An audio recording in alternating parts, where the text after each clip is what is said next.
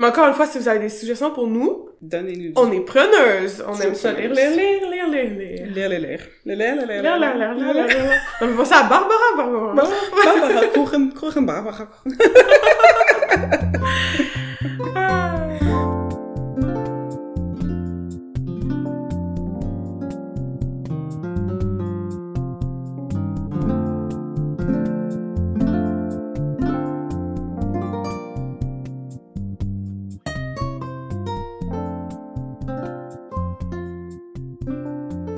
Allô Amélie! Allô Léna! Bienvenue à la gang au balado, franchement littéralement! Aujourd'hui, on va discuter de Coming In de Élodie Font, illustré par Carole Morel. Yes! Trop hâte de parler de cette lecture! Bonne année! Bonne année 2025! Oh my god! Ça veut dire que officiellement notre balado existe dans le monde depuis... 1 an? Non, mais depuis 1 an, mais on a des épisodes qui sont sortis en 2023, fait que techniquement, on arrive dans la 3e année. Même si ça fait pas 3 ans qu'on existe. Ouais! C'est quand même cool. Ah, c'est excitant, j'avais pas pensé à ça. On rentre bientôt à la maternelle. Maternelle 4 ans. Ah, mais c'est le fun. On perpétue dans le temps, genre. Mm-hmm. Ça se dit? Oui. On perpétue. On se perpétue. Le balado perpétue. Et boy. Oui, donc on continue. Toujours en force pour cette année, donc cette année on vous préserve quand même une belle coupe de surprises. Ouais, encore. il y a des belles affaires qui s'en viennent. Yes! Retour aux sources, comme d'habitude, on va parler, on va niaiser, parce que c'est tout ce qu'on sait faire. Mais vous êtes ici pour ça, alors c'est correct. Let's go! Donc, aujourd'hui, Coming In, comme t'as dit. Ouais. Roman graphique. Mm-hmm. Là, on a fait nos devoirs aussi. Yes. Parce que si vous avez écouté notre épisode de White Horse, on était un peu troublés dans la distinction entre un roman graphique puis une BD. La terminologie est floue encore, ouais. mais nous aussi, on était pas mal flou par rapport à ça. Voilà, mais là, vu que c'est vraiment, on se consacre là-dessus, là, ça va être plus structuré, mettons, là. Un tantinet plus structuré. Est-ce qu'on parle de comment on a trouvé cette magnifique bande dessinée?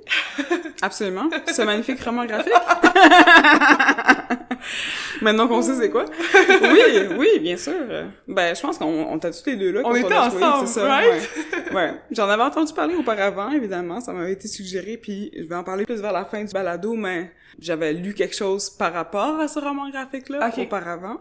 Mais, on était ensemble, dans une de nos librairies de prédilection. Un livre à soi, on va le dire, on va leur faire de la pub. Shout out, salut Léo. Puis, oui, on avait fouillé donc dans tout ce qui était roman graphique ou bien tout ce qui était lecture plus LGBTQ+. Exact, puis on trouvait que ça nous manquait un peu dans la saison. Là. Ouais, on était comme, ça y est, là, faut aller piger. On avait besoin de suggestions, là, fait qu'on était comme, sors-nous, oups, j'ai failli te claquer dans les mains, sors-nous, genre, des affaires que tu recommandes, puis on a feuilleté, puis... On est tombé là-dessus. Ouais. Ça a été le grand gagnant et honnêtement, Big Win. J'ai grand gagnant. Ouais. Le roman grand gagnant. J'ai quand même beaucoup aimé cette lecture, fait que je sais pas si t'as aimé aussi.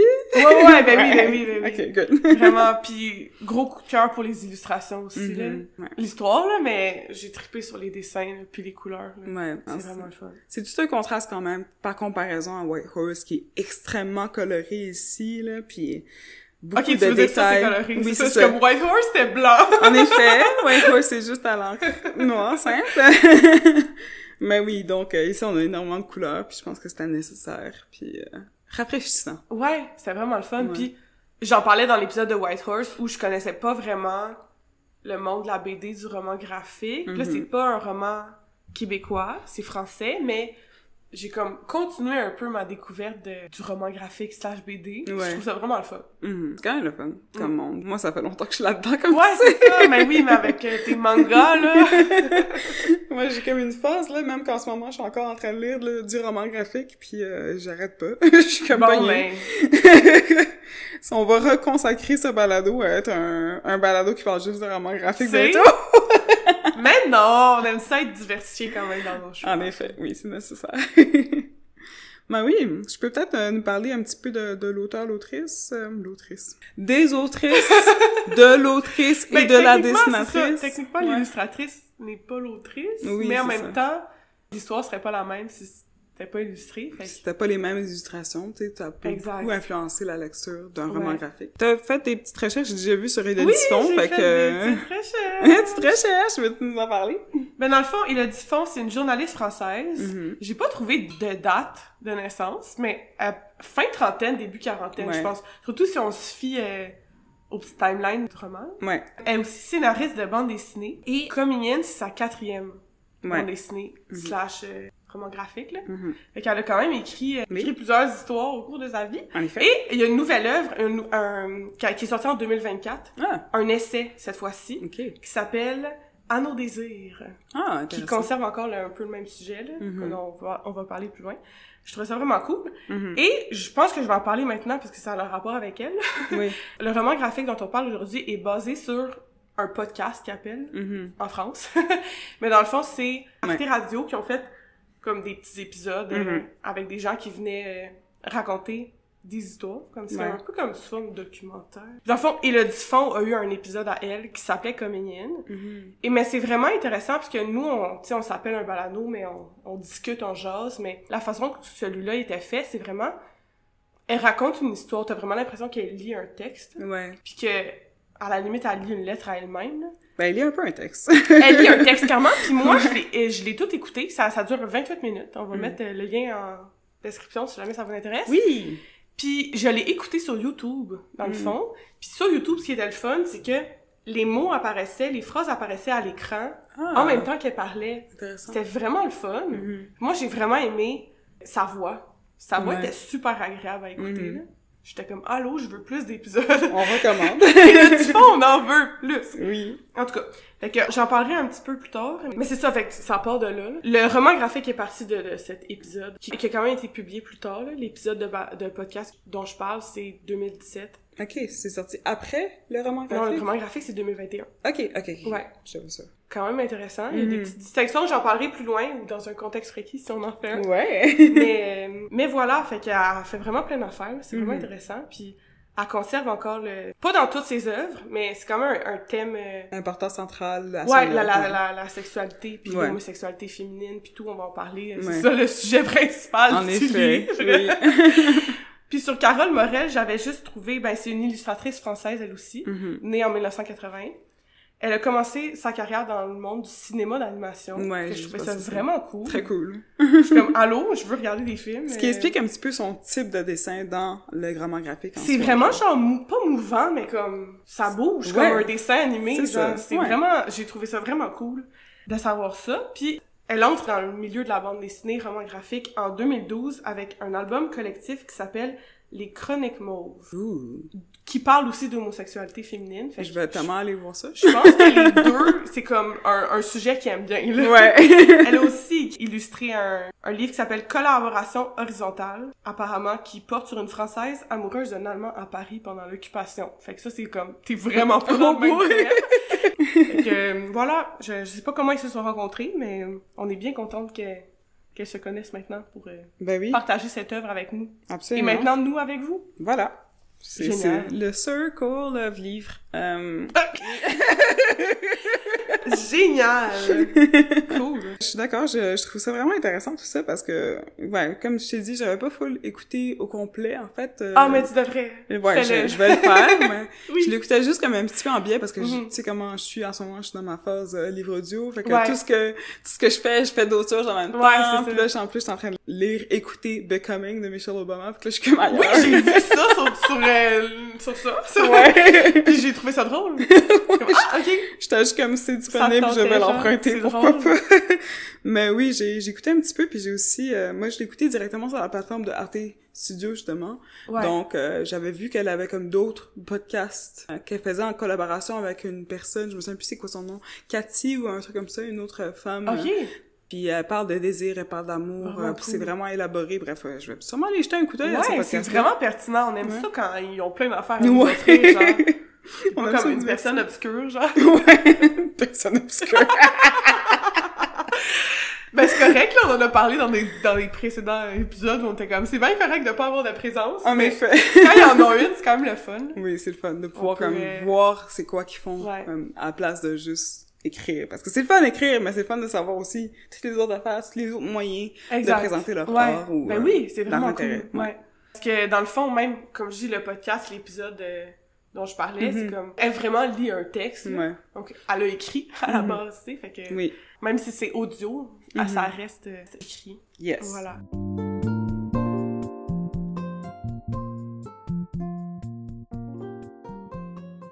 Parlons de la forme de... Ben, veux-tu nous résumer le livre avant? Ah, je peux faire ça, hein? Juste pour qu'on sache de quoi on parle. Oui. Avant de développer là-dessus. Très pertinent, en effet. Oui, donc Coming In, raconte l'histoire de l'autrice, essentiellement d'Élodie Font. Et c'est un témoignage, c'est un roman graphique témoignage qui raconte comment est-ce qu'elle a trouvé sa propre identité sexuelle en tant que lesbienne. Ouais. Et ça commence avec une jeune Élodie, adolescente. Et ça raconte essentiellement son cheminement à travers les regards des autres par rapport à sa sexualité, ses questionnements à elle, pourquoi est-ce qu'elle avait autant de difficulté à avoir des liens avec des hommes. Ouais. Avec des garçons, évidemment, quand elle était plus jeune. Ouais, ouf, sinon c'est toute une autre histoire. Oui. Aussi des moments où est-ce qu'elle a des rencontres avec des étrangers, donc il y a une section où est-ce que justement elle visite le Maroc pour le travail, puis on voit un petit peu la différence entre la culture française, comment est-ce qu'elle aborde le fait d'être lesbienne, puis comment est-ce que la culture marocaine, où est-ce que c'est encore illégal à ce jour-ci. Oui, d'être homosexuel dans ces pays-là. Donc, c'est super intéressant. Je peux pas trop en parler. Je peux pas résumer plus que ça parce que sinon, je vais juste comme donner le punch. Ouais, sinon, on raconte sa vie, là. Ouais, c'est ça. Il y a des sections qui sont super intéressantes juste comme sur le fait de se découvrir soi-même dans une sexualité autre, ou bien se découvrir soi-même, trouver sa vérité essentiellement avec son attirance envers X personne. Donc. Ouais. Ouais, donc on peut aller sur la forme. Let's go. Mais là, avant toute chose, c'est quoi la différence entre un roman graphique et une BD? Disons-le. Là, j'ai fait des recherches. Puis là, la phrase qui m'a fait le plus rire, c'est que tous les romans graphiques sont des BD, mais les BD ne sont pas des romans graphiques, nécessairement. Fait que ce que je trouvais intéressant, c'est que dans une BD, c'est vraiment souvent plus court, puis c'est des cases. Vraiment genre une frise de... Ben, pas une frise, mais... une frise de cases, là, puis c'est des carrés, puis il se passe des affaires. Puis dans un roman graphique, là, tout ça, ça prend le bord. Tes cases, là, ils sont éclatés. Fait que tes bulles, tes phylactères, tes cases, ils sont existantes, inexistantes. Tout se promène dans toutes les directions. Il y a beaucoup de liberté. Il y a beaucoup plus de liberté. Fait que la structure est moins suivie. Il y a pas vraiment de structure de base pour un roman graphique. Tu fais un peu ce que tu veux, là. Alors qu'une BD, là, tu suis vraiment là, le format case. Ouais. Des bulles, des phylactères. Des phylactères. J'ai checké aussi, on avait laissé ça dans l'épisode de White Horse, mais c'est bocadillo, le mot que je parlais. Oh my god, oui, qui parle de sandwich. Oui, donc bocadillo, ça peut être un mot pour phylactère et un mot pour sandwich en espagnol. Excellent. Voilà. Je veux dire que je disais pas de la sauce à la dernière fois, là. Merci. Et souvent, les romans graphiques, j'ai vu que c'est vraiment plus long, là. Oui. Puis, ils ont comme inventé le terme de roman graphique un peu pour se distinguer, je pense, des BD plus simples, des BD pour enfants, des BD...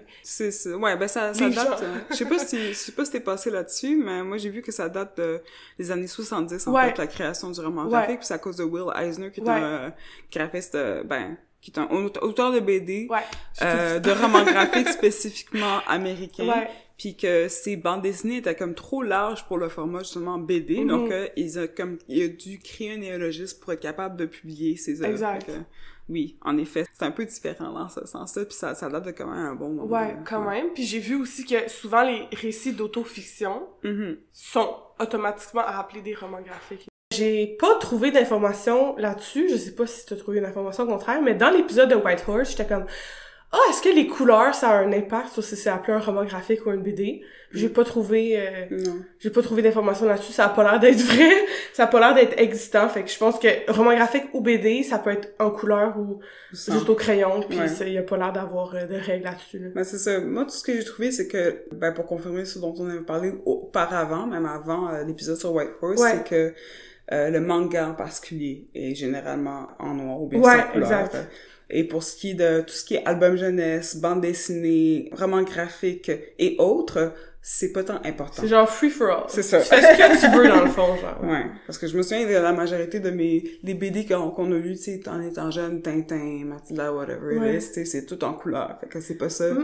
Mathilda, c'était en noir et blanc. Ah, c'est vrai. C'est peut-être une question de style. Ouais, ça doit être juste juste une ça, affaire d'époque, genre. Ouais. En tout cas, à voir. Comme... on a encore plein de questions. Ouais. Oh my god. Mais c'est ça l'affaire, c'est que, tu sais, c'est quelque chose qui est en train de se définir encore aujourd'hui, genre. Ouais. Parce que c'est tellement éclaté comme forme que il y a constamment du changement, du remue, il y a des nouveaux termes qui sont créés. Fait que, comment est-ce qu'on peut, trouver remède à tout ça? Je sais pas. On peut pas, dans le fond. Voilà. OK. Ben, on a parlé de forme. On n'a pas parlé de forme. On n'a pas parlé de forme. J'ai expliqué c'était quoi la différence entre un roman et une BD, mais maintenant on peut parler de forme. Parlons de forme. En fait, on a parlé de forme, mais on va parler spécifiquement de la forme de Come In. Voilà. Parce que c'est ça le but, c'est pour ça qu'on est ici. En effet. C'est vraiment un roman graphique, c'est tout éclaté. Mais j'ai adoré comment c'était construit, genre. Comment les éléments étaient présentés, dépendant de comment le personnage pensait dans sa tête. Il y a des pages entières, ben pas des pages entières, mais des fois il y a comme une double page où c'est vraiment juste une illustration, il y a même pas de texte. Il y a des dialogues, des petites bulles, mais elle met aussi des fois des petites notes, des petits encadrés. Il y a beaucoup de textes à lire aussi. Je sais pas comment l'expliquer, mais des fois c'est comme pas elle qui pense, mais oui, des fois il y a la petite narration en haut, mais des fois il y a juste comme, mettons, elle lit un journal, puis il va falloir lire le journal dans le livre, tu comprends? Fait qu'il y a comme plein de petits éléments comme ça à lire. Dans le texte. Exactement. Puis j'ai aussi, ça a plus ou moins rapport avec la forme, mais tout au long du livre, il y a des musiques, là. Puis à la fin, il y a une playlist. J'étais comme, absolument, on parlait, je sais pas quand, qu'on aimait ça, les playlists dans les livres, puis on en avait genre eu une, puis là, il y en a. Ouais. C'est ça, la banalité d'un tir, ça fait longtemps. Ça fait longtemps. Fait que depuis la banalité d'un tir, je n'ai pas lu aucun livre avec une playlist à la fin. Puis là, il y en a une. Yes. Alors j'étais vraiment très contente, parce que je trouvais ça vraiment le fun, la façon que la musique était intégrée aussi. Parce qu'on l'entend pas, évidemment, on est en train de la lire. Mais c'est juste comme les mots qui apparaissaient dans l'air, là. Je trouvais ça vraiment cool. Ben oui, une forme très éclatée. Très fun. Oui. Puis aussi, c'est en couleur, mais tu sais, des fois, mettons, le personnage va un petit peu moins bien. Les couleurs vont être genre... drainées. Ouais, drainées. Des fois, carrément en noir et blanc. Dépendant que comment la situation change, des fois, les couleurs vont apparaître. C'est vraiment le fun. Moi, j'ai trippé, puis les couleurs sont agréables à regarder. Les traits de crayon sont beaux. J'ai vraiment trippé sur l'illustration. C'est genre mon gros coup de cœur, là, ce livre. C'est les illustrations. Je capotais. Je comprends. Ouais. Maintenant, si on parle pas d'illustration puis qu'on parle plus de contenu, donc, du roman. Qu'est-ce que tu as pensé en général du thème? Je sais que c'est peut-être plus difficile pour toi de t'identifier au personnage principal, donc à Élodie Fon, là, pour ce thème principal-là, mais... Ouais. Mais j'ai trouvé ça quand même vraiment intéressant parce qu'on la suit de comme... Ça dit en arrière de 15 à 30 ans, à peu près. Peu importe, là, c'est quoi ta sexualité, là. Être à l'adolescence, là, c'est quelque chose... On passe à travers ça, tout le monde, là. Passer par l'adolescence. Fait que je pense que même si... Mettons, je me suis pas questionnée sur ma sexualité, exemple. J'ai quand même passé à travers des affaires, des commentaires des gens qui te font, là. Moi, je me suis déjà fait des commentaires comme elle reçoit. Donc, c'est vraiment intéressant de suivre ça. Puis maintenant, on a 30 ans. Fait qu'on est capable de se dire, de réfléchir, nous aussi, sur comment j'ai vécu le passage de l'adolescence au monde adulte, puis comment mes relations avec les autres ont évolué, puis comment les gens me perçoivent, puis comment je m'explique à mes parents. C'est vraiment, je pense que tu sois une femme lesbienne ou pas, tu peux vraiment te retrouver, là, si t'as passé à travers ces affaires-là, tu peux te retrouver dans le livre. Puis ça, j'ai trouvé ça vraiment le fun, parce que c'était spécial pour moi aussi de, comme tu dis, de retrouver un personnage principal auquel je peux pas m'associer sur le point de la sexualité, mais sur plein d'autres choses, oui, là. Je veux dire, t'es pas défini par ta sexualité. En effet. Il y a des personnes qui considèrent qu'elles sont définies par leur sexualité, mais ce n'est qu'une chose parmi tant d'autres. Voilà, exact. C'est pas genre l'entièreté de ta personnalité. C'est plus ça que je voulais dire. Je suis comme, oui, ça fait partie de toi, évidemment. C'est pas comme quand tu rencontres quelqu'un de nouveau, t'es pas genre, allô, je suis tel ou tel. Mais tu peux, là, fais ce que tu veux. Allô, je suis gay, mon nom est... C'est pas genre... C'est plutôt le contraire.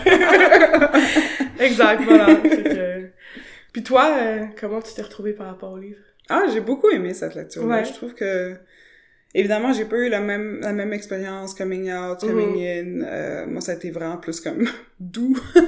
Et non, c'est tant mieux. Ouais, moins réprimé, là, mais même comme tu dis, en fait, je me suis quand même beaucoup identifiée à toutes les autres parties du livre, même si la sexualité aurait pu être un point très comme important pour moi aussi, là. Je pense que l'ensemble de l'œuvre était très intéressant. Tu sais, on parle de sexualité, on parle de deuil, on parle de santé mentale de manière générale, puis de relations avec les parents, les amis et les étrangers. Fait que je trouvais ça vraiment intéressant de voir son point de vue là-dessus. Puis oui, ça a fait en sorte que ça a comme versé un petit baume sur mon cœur. Je trouve que c'est le fun de voir l'expérience de quelqu'un d'autre dans ce monde-là, parce que oui, on a des témoignages, je sais pas, par des Reels Instagram, puis genre de choses-là, tu sais.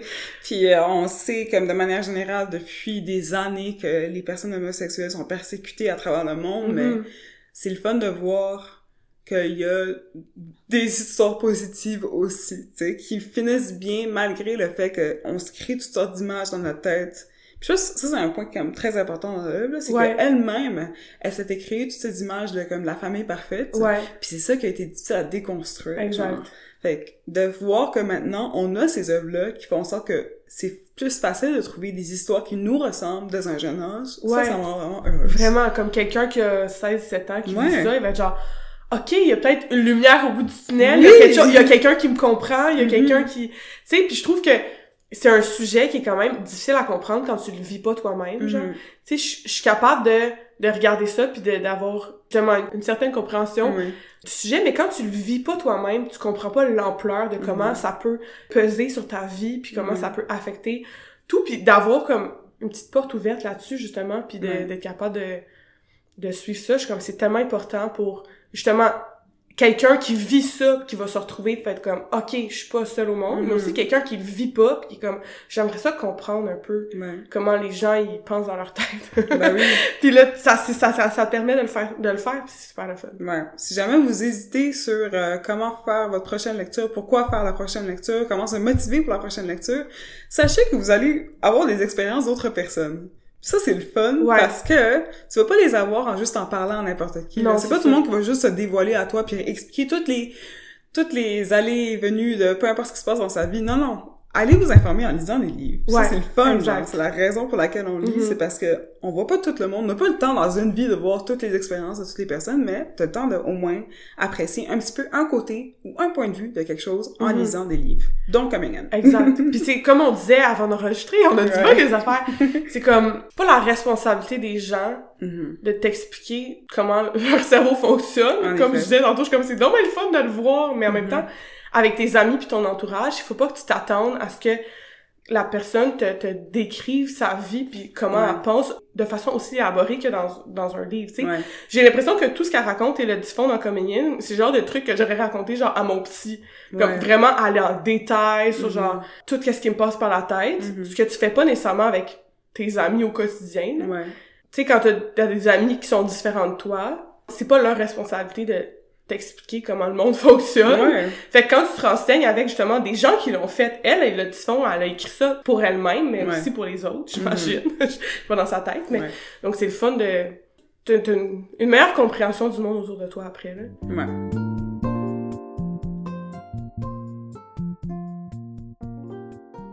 Puis pour ce qui est des thèmes qui sont comme, que tu as trouvé que c'est plus facile de t'identifier, est-ce que, par exemple, si on parle de premier amour, est-ce que t'étais comme, je vois un petit peu le genre. On est tous vraiment awkward quand on a 15 ans, là. T'as des crushs sur des gens pis tu sais pas vraiment pourquoi. Pourquoi c'était gars ou cette fille, je les trouve attirants, mais pourquoi? Tu te poses la question, puis des fois tu gardes ça pour toi pis t'es comme gêné de le dire à tes amis.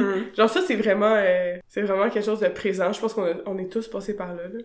C'est vraiment drôle. Moi, je repense à moi au secondaire. Je suis comme, oh my god, on était tellement cringe quand on avait 15 ans, mais comme tout le monde l'est. Tout le monde l'est. C'est tellement drôle. Si t'es pas cringe à 15 ans, il y a un problème. Je suis comme, ben là, j'ai l'impression que les enfants, pas les enfants, mais genre, c'est un autre sujet, mais avec les réseaux sociaux pis tout, les ados, ils développent des affaires que nous, on n'avait pas vraiment de modèle pour développer quand on était nous-mêmes jeunes. Fait que, ils passent moins par des passes awkward comme nous, genre.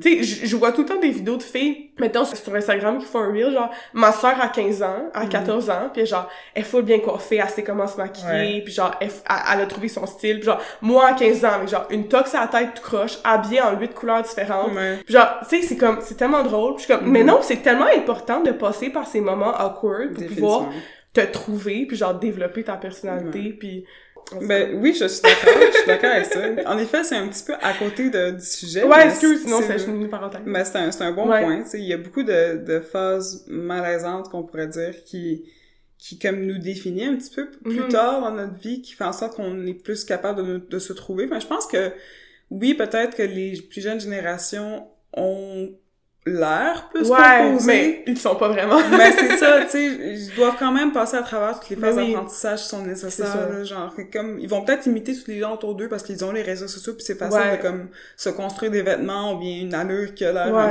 acceptable socialement, mais ça veut pas dire que c'est ça. Ça veut pas dire que mentalement ils sont toutes là, tu sais. Non, la génération Z, là, la santé mentale, là, ils l'ont rough. Oui, en effet. Fait que, hein? C'est vrai. Chaque génération son défi.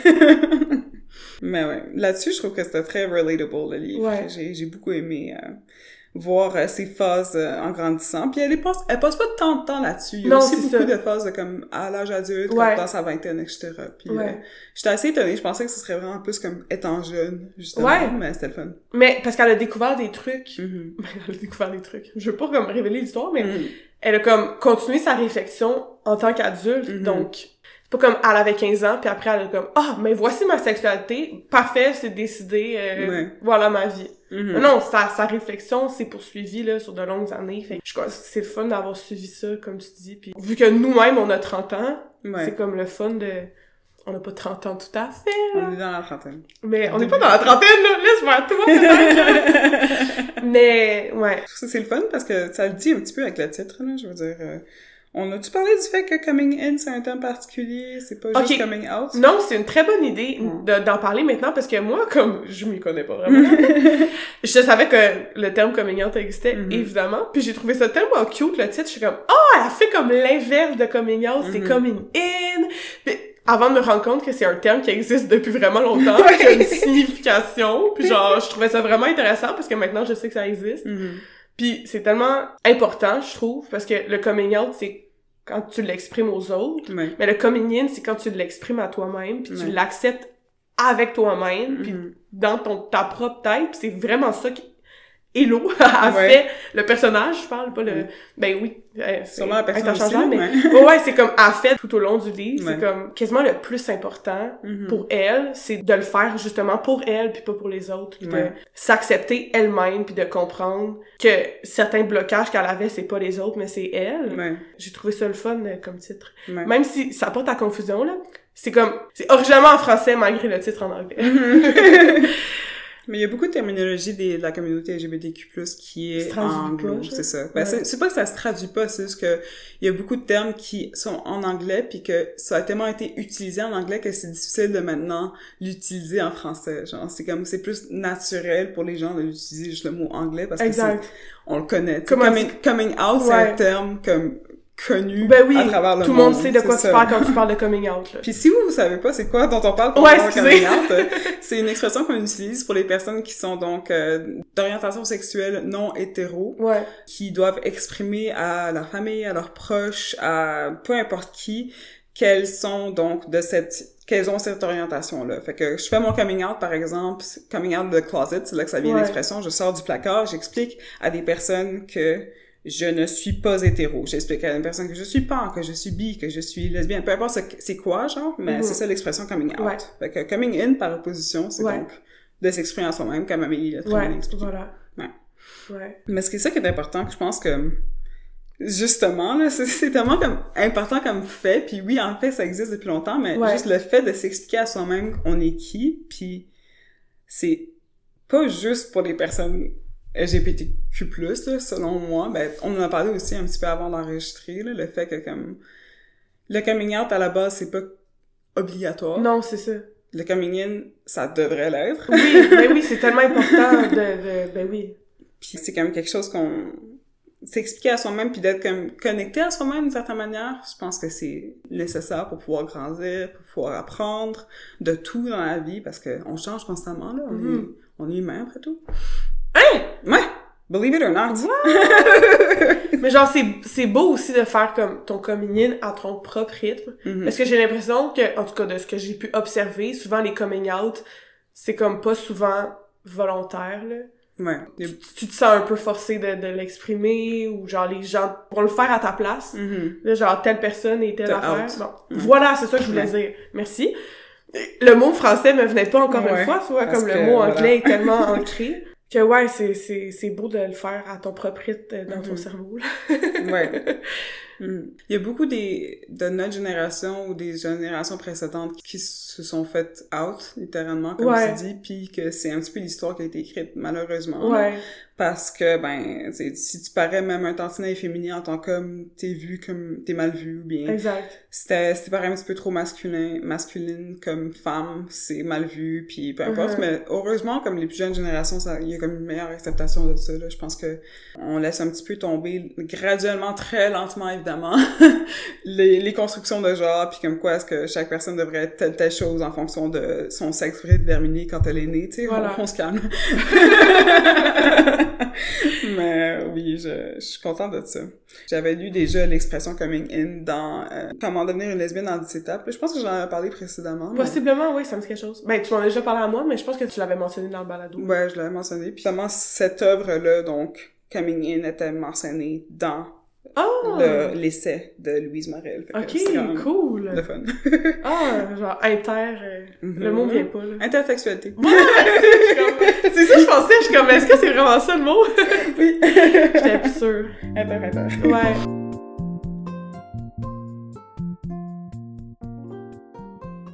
Y avait-tu d'autres thèmes qui étaient intéressants pour toi? Par exemple, juste la santé mentale, je pense qu'on en a parlé dans d'autres épisodes.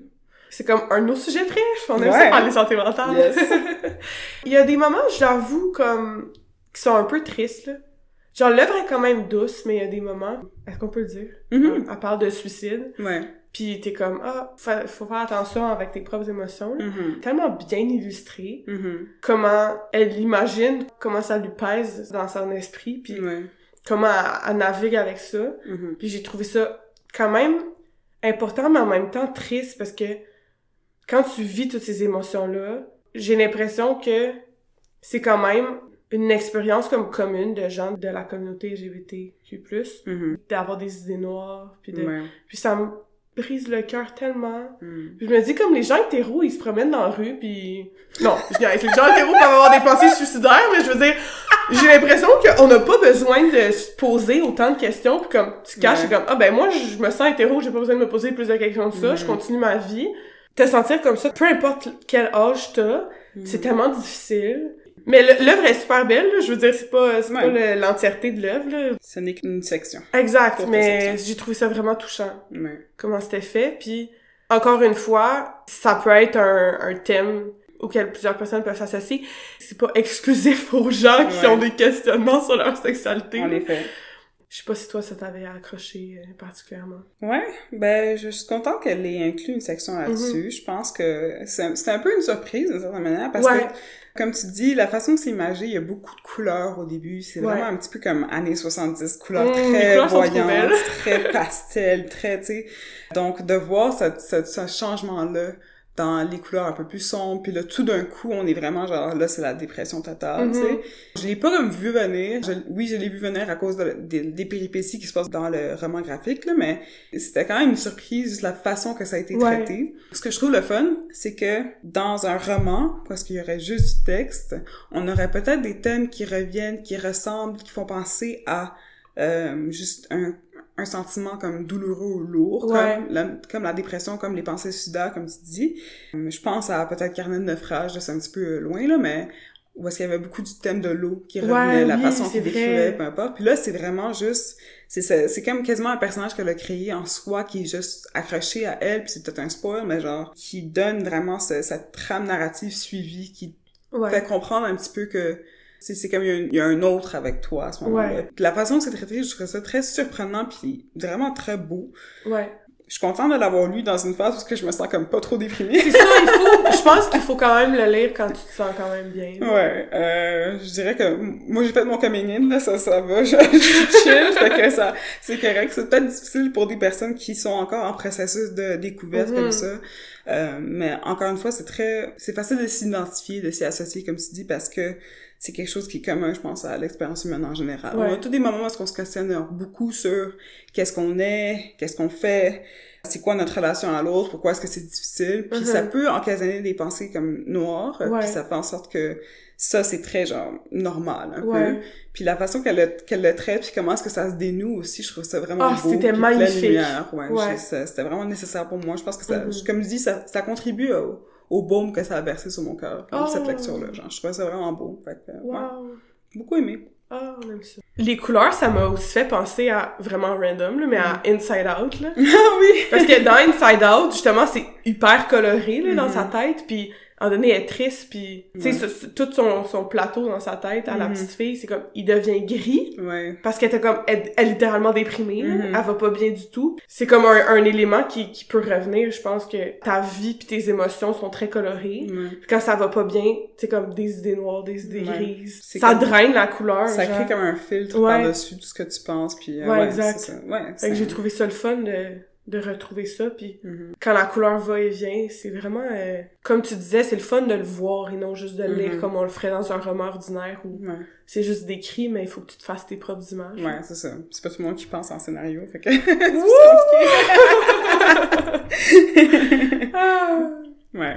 Mais bref, on vous recommande beaucoup cette lecture. Ah, vraiment, genre, Puis c'est pas long, hein. Ça se lit vraiment très vite. Ça, j'ai trouvé que, contrairement, mettons, à White Horse, vu que c'est comme très coloré et très imagé d'une façon quand même éclatée, comme on disait tantôt, j'ai pris mon temps, mais comme involontairement, genre.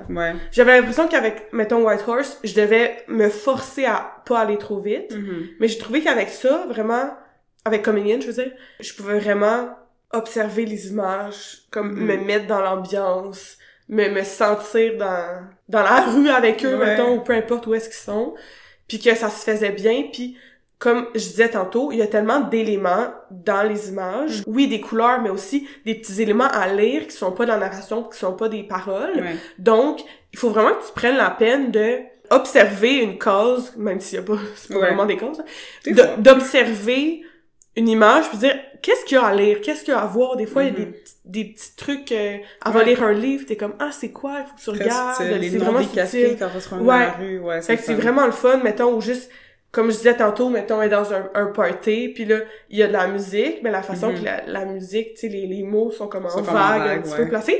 T'essaies de reconnaître la musique, donc tu vas lire les paroles, même si ça fait pas nécessairement partie de ce que tu devrais lire. Fait que j'ai trouvé ça vraiment le fun pour ça. Ça se lit vite, oui, c'est pas très long, c'est quoi, 200 pages? C'est 140 pages. 140 pages, ça se lit bien, mais ça te permet de prendre le temps de te poser, puis d'observer. Puis j'ai trouvé ça vraiment cool pour ça. Je suis d'accord. Ouais. Moi, je m'étais posée avec ma petite chandelle de book club, puis j'ai lu ça, puis j'étais bien, là. Il y avait bien les couleurs, une grosse playlist à écouter, même si je m'en suis juste rendu compte à la fin qu'elle avait écrit la playlist, j'étais genre, j'aurais dû l'écouter pendant. Ben, tu peux l'écouter un peu dépendant comment tu penses, là. Genre, mettons que tu reconnais une toune, là, elle va automatiquement être dans ta tête, puis elle va rouler, là, dans ton esprit, là. Fait que ça te permet de... Mais j'ai pas reconnu, mais il y avait des tunes, genre Madonna, mettons, c'est facile à reconnaître, mais s'il y a des tunes, mettons, françaises... Ouais, ben il y avait Cabrel. Moi, je suis comme, ben, Francis Cabrel, c'est facile à reconnaître. Mais... Il y avait quand même Black Eyed Peas, Madonna, Cabrel... Tu sais, Michel Sardou, c'est qui, genre? La rue qui est à nous, c'est quoi, genre? Là? Waka Waka! C'est Pomme, je connais. Ouais. Il y a quand même beaucoup d'artistes connus là-dedans, là. Ouais. Mais il y en avait que je connaissais pas quand même. Ouais. Moi, j'étais contente de voir Nancy Sinatra. J'étais justement en train de l'écouter avant. Hey, on aime ça. J'étais genre, I know this.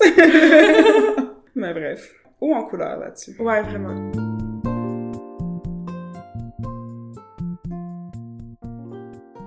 Avais-tu autre chose à dire par rapport au roman? J'aurais peut-être juste terminé en parlant que il y avait aussi la relation avec ses parents, ses grands-parents, puis ses amis qui est le fun à voir aussi, parce que comme même si le but c'est le coming in, elle fait quand même des coming out. Puis je trouve ça le fun de voir il y a un mix de réactions quand même intéressant. C'est pas... J'ai l'impression qu'on s'attend en lisant une œuvre comme ça que le personnage fasse son coming out puis que ça soit comme mal reçu. Mais j'ai l'impression que pour certains personnages, c'est super beau comment c'est reçu. Puis à un moment donné, elle parle de plusieurs de ses amis. Puis il y en a que c'est tellement magnifique. Comment les amis réagissent. Puis je suis comme, c'est le fun parce que si tu te poses toi-même des questions, puis tu regardes ça, puis mettons, t'as peur de le dire à tes parents, ou comme tu sais pas l'exprimer à tes amis, comment tu vas le faire, mais il y a des personnes tellement bienveillantes, puis tellement ouvertes d'esprit que ça fait du bien de lire quelque chose de positif là-dessus. Parce que, évidemment, oui, il y a des gens qui vont te faire des commentaires stupides, puis des gens qui vont être comme... Toujours. Mais ces gens-là, ils valent pas de la merde, OK? J'ai trouvé, en tout cas, juste beau de voir tout l'éventail de réactions qu'elle a eues. Ouais, elle a vraiment une variété de réactions. Je trouve ça le fun qu'elle ait, justement, pris le temps d'exprimer plusieurs différents types de réactions, juste parmi ses amis seulement. Je trouve ça assez intéressant. Puis il y en a qui sont comme vraiment mauvaises, tu vois comment elle réagit, mais elle se concentre pas là-dessus, genre, elle se concentre vraiment sur le positif, puis ça, c'est important. Je pense que c'est important que tout le monde le fasse aussi, juste comme, si vous faites ça, un coming out à faire, si vous voulez faire un coming out, parce que c'est pas obligatoire, évidemment, oui, il va y avoir des réactions qui sont moins bonnes, mais concentrez-vous sur le positif. C'est des personnes qui vous aiment pour vous, tu sais. Point. Puis ces personnes-là, ils vont juste faire comme « Ah! Ben merci de me l'avoir dit, on passe à d'autres choses. » C'est ça. Fin. Moi, je me souviens, un gars dans un de mes groupes d'amis qui m'avait fait un petit coming out comme ça, qui m'avait dit genre « Ah, Amélie, je suis telle affaire. » Puis j'étais comme « Ok, cool. » Genre, on continue la vie, là. J'étais comme... Je sais pas à quoi il s'attendait, à ce que je fasse comme... une grande réaction, mais j'étais juste comme, OK, merci de m'avoir partagé cette information sur toi. Ouais. On continue notre vie comme si de rien n'était. Mais ça témoigne de comme tellement la confiance de la personne, mais du besoin de la personne de savoir que tu sais tout ce qui se passe en elle, genre. J'étais comme, ben merci de me l'avoir partagé, mais comme, on continue la vie. Je veux dire, t'es quand même la même personne pour moi, puis je vais juste te parler de gars et de filles, genre.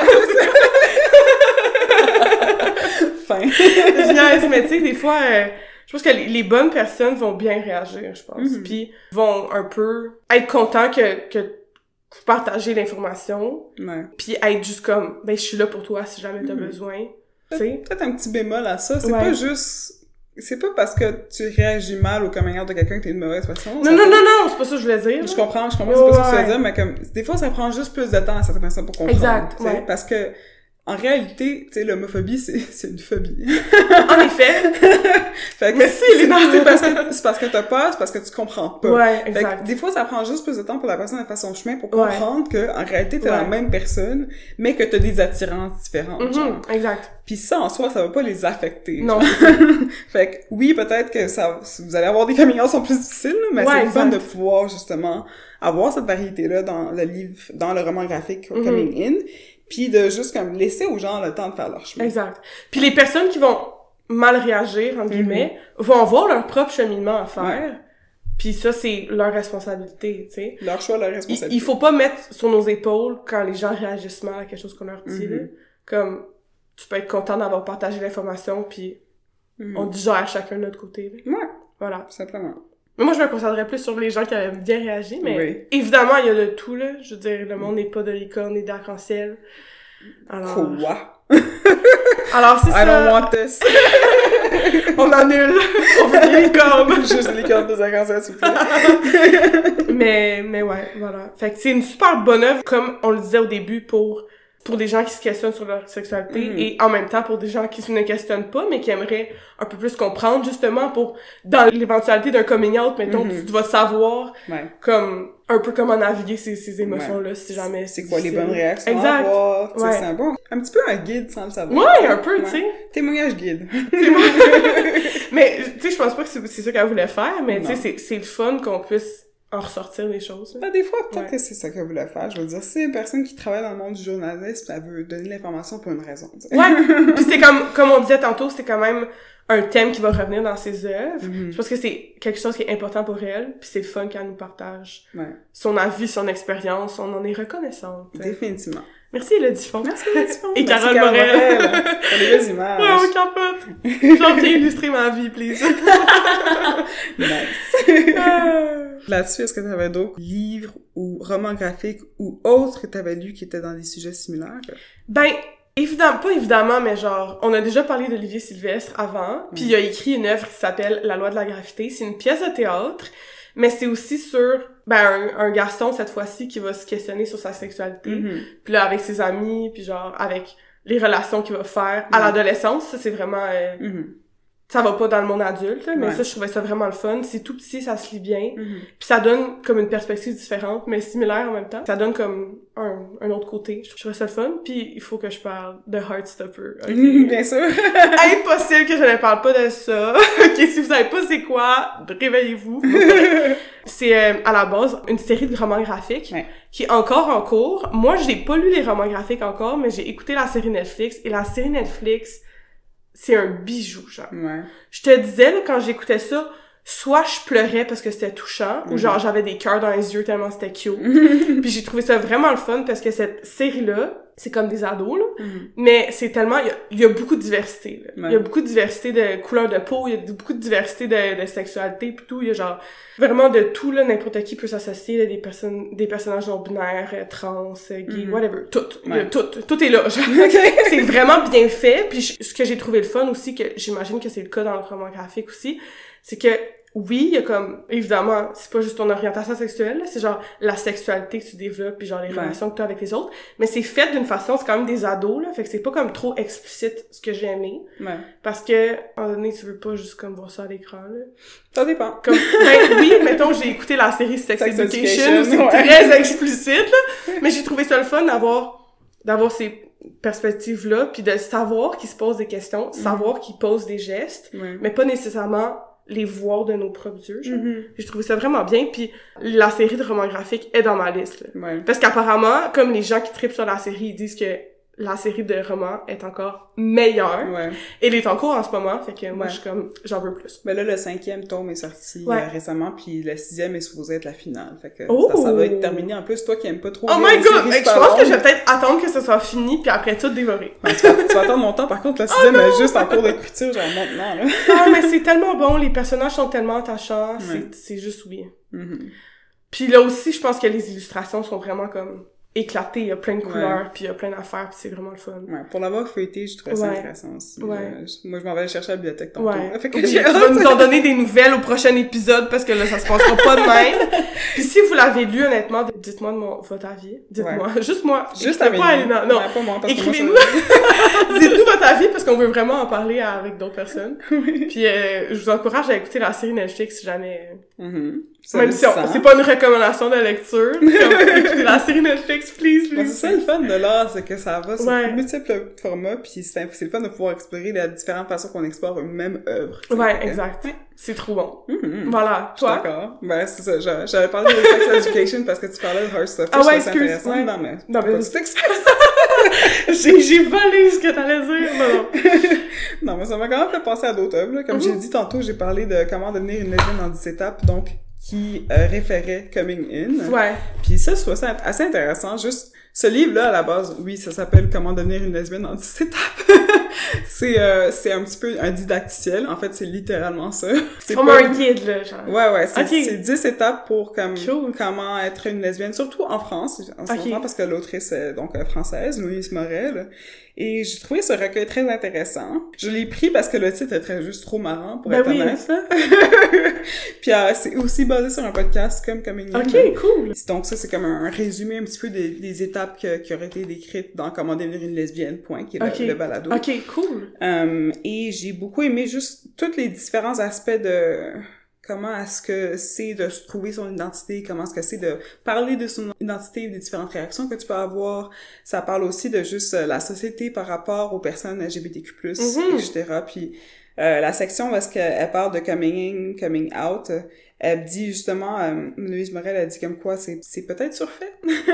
Oh, intéressant! Donc, toute cette section-là, c'est à partir de la page 158, si jamais vous avez ce livre-là. Super intéressant. Je vous recommande chaudement ce livre-là là-dessus. Cool! J'avais aussi lu un autre roman graphique, plus court encore que Coming In, qui s'appelle Autre, de Maëlle Naon, une personne non-binaire. Et ça parle de... Oui, l'altérité, donc ça s'appelle Autre, mais ça parle pas juste du fait d'être une personne queer, ça parle aussi du fait d'être une personne neurodivergente, ça parle aussi... C'est comme des courtes histoires sur les personnes neurodivergentes, les personnes avec un handicap physique, avec un handicap quelconque, les personnes queer, les personnes qui ont, je sais pas, un petit peu de tout le monde. Là, c'est nice, vraiment cool. Plein de perspectives. C'est ça. C'est peut-être comme 6 petites histoires, fait que c'est quand même court, là, c'est concis, mais j'ai beaucoup aimé ce livre. livre-là. Je trouvais ça quand même intéressant, mais c'est un survol. OK. Ouais. Ça va pas super en profondeur. C'est comme 6 témoignages précis qui ont été recueillis par cette personne Malnaon. Dans un blog, elle a parlé à ces personnes-là, puis elle a été recueillie dans les histoires, essentiellement. Puis ça a été, imagé. Cool. Ça, je trouvais ça le fun. Ouais. Puis, autrement, on avait parlé des armées à demeure. Mais ça, oui. On en parle comme constamment. On en parle constamment. Si vous l'avez pas encore lu, vous nous écoutez pas vraiment, là. On aime beaucoup Nicolas Dawson, fait que, hein? Puis ça aussi, il y a des images, mais c'est des photos. Ouais, c'est ça, c'est pas tout à fait pareil. Ouais. Ah, il y a des images dans comment donner une lesbienne dans 17 après. Ah ouais? Je veux en voir une. Attends un peu. Je sais pas si je vais tomber sur une mauvaise image. Ça, c'est... Tu penses qu'elle est lesbienne? Tu penses qu'elle m'apprécie pour de vrai? Elle t'a dit, je t'aime, vous avez adopté un chat. Oh my god, c'est tellement drôle! Ouais, ça parle de stéréotypes aussi. Quand les gens sont genre, ouais, elle est lesbienne. À la deuxième date, ils emménagent ensemble. C'est genre... C'est un fait. Et là là! Les stéréotypes, des fois, sont basés sur des affaires réelles. Oh my god, c'est drôle. Ben, on en parle même dans Communion à un moment donné. Ouais. C'est vraiment très cocasse. Ouais. Mais bref. Je pense que c'est pas mal ça que j'ai vu comme dernièrement qui était dans ce sujet-là. Là. Nice! Mais encore une fois, si vous avez des suggestions pour nous, donnez-nous. On est preneuses! On aime ça Lire. On va passer à Barbara. Barbara, Kuchen, Barbara.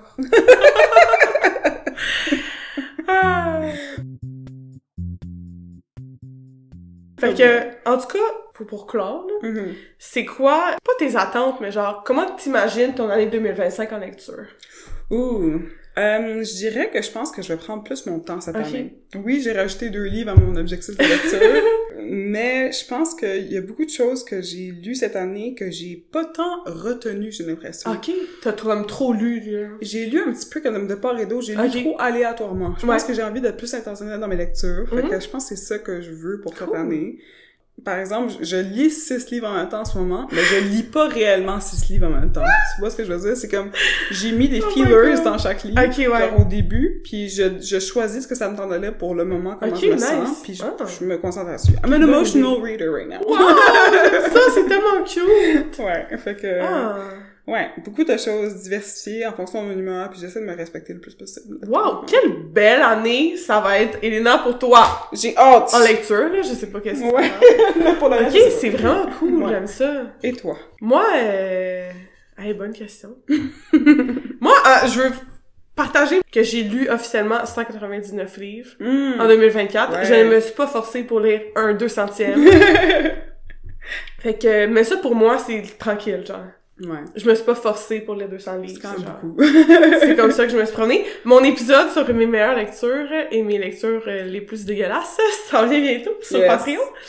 Mais je pense que je veux continuer dans cette même lancée. J'ai joint un nouveau club de lecture en 2024 puis ça m'a vraiment aidé à comme lire des trucs que je lirais pas d'habitude. Même comme notre propre club de lecture, on fait ça. Mais mettons, lire plus de fiction ou même lire de la fiction que je lirais pas, mettons de la romance, que genre, je lis jamais ça. Puis je suis comme, des fois, j'en lis, puis des fois, je me rends compte que, OK, c'est pour ça que j'en lis pas. Mais des fois, je suis comme, des fois, ça fait juste du bien, ça fait sourire, puis c'est cute quand c'est bien écrit, puis que les personnages sont pas problématiques.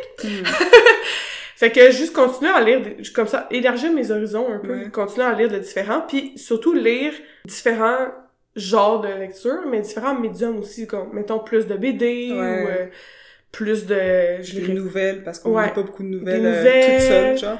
Je dirais pas des livres audio, parce que j'en veux pas. T'es pas rendu là? mais peut-être que j'en écouterai un, juste pour dire que je l'ai essayé. Et que juste ici et là, me promener, puis si je vois un livre qui m'intéresse, de le lire, peu importe si c'est, comme je dis, dans mon groupe d'âge, dans le style que j'aime habituellement, essayer des trucs nouveaux en lecture. Ça va être la nouveauté. Ça va être vraiment cool. Ça va être une belle année, je pense, pour la lecture, là. Je pense que on va trouver des belles affaires, là, pour le balado en plus. Oh, ouais! OK, il arrive tellement de bonnes affaires, les amis, là. Vous allez capoter. Ça va être très éclaté aussi, par contre, mais ça, vous êtes habitués. Coloré, éclaté comme nous. Voilà. Oh, wow! Ben, c'est fantastique. Je suis tellement contente. Fait que lisez Communion.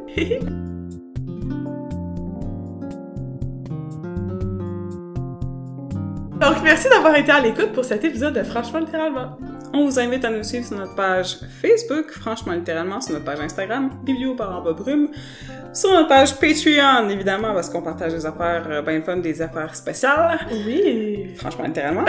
Et sur notre page YouTube, maintenant, où est-ce qu'on publie, encore juste en audio, avec un petit visuel tranquille, nos épisodes de balado. Voilà. Puis, un énorme merci aux personnes qui nous écrivent, qui nous encouragent. Toujours, ça nous aide énormément pour pouvoir juste continuer à faire ce projet d'amour. Oui, merci. Vous pouvez nous envoyer des petits mots, des petits souhaits, ça vous tente, sur notre adresse courriel, donc franchemanslit@gmail.com, puis on vous renverra l'appareil, parce que ça nous fait plaisir. Oui, on a juste chatter là, avec le monde. Là. Yes. En bon français. En bon français. Chatter. Et on se dit à la prochaine! Ciao. Les œuvres mentionnées dans cet épisode sont Coming In d'Élodie Font et Carole Morel chez Arte. Le podcast Comment je me suis acceptée, auteur du meilleur documentaire. Coming In, la version sur YouTube de Arte Radio. Comment devenir une lesbienne en 10 étapes de Louise Morel chez Hors d'atteinte. Film Inside Out, réalisé par Pete Docter en 2015. La loi de la gravité d'Olivier Sylvestre chez Hamac. La série Heartstopper d'Alice Oseman chez Hachette Roman, traduit par Valérie Drouet. Autre de Maëlle Nahon chez Lapin. Désormais ma demeure de Nicolas Dawson chez Triptyque. Série Sex Education, réalisée par Ben Taylor de 2019 à 2023. Au prochain épisode, on va discuter de Ce qui es-tu de Caroline Dawson. À bientôt!